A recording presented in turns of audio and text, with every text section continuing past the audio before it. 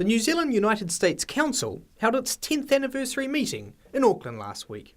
The council was originally launched to improve relations between the two nations after New Zealand and the US fell out in the mid-1980s after we opposed nuclear weapons of mass destruction. If I could say very simply that it is my conviction that there is no moral case for nuclear weapons. On his election, David Lange, as Prime Minister, made it abundantly clear that he intended that the government he led would implement their anti-nuclear policy.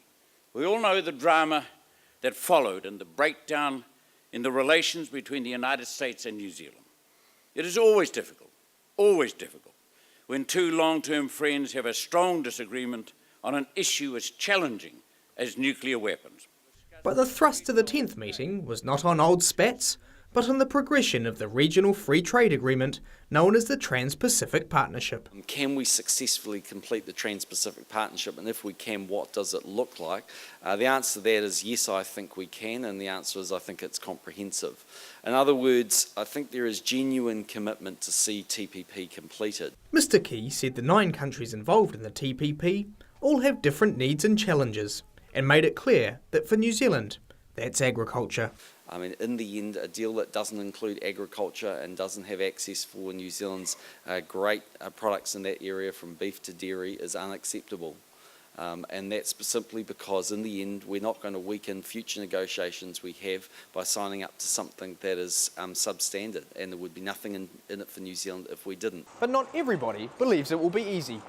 According to leaked diplomatic cables, New Zealand's chief trade negotiator says we stand to gain very little from the Trans-Pacific Partnership because, he says, there's no way America's farming lobby groups will allow the country to lower its trade barriers for New Zealand's agricultural exports. And comments made by the US ambassador to New Zealand suggest perhaps the two countries are not singing from the same page when it comes to the TPP.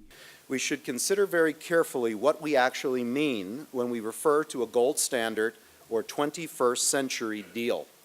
The term must be more than just a euphemism for what serves the particular interests of one party or another.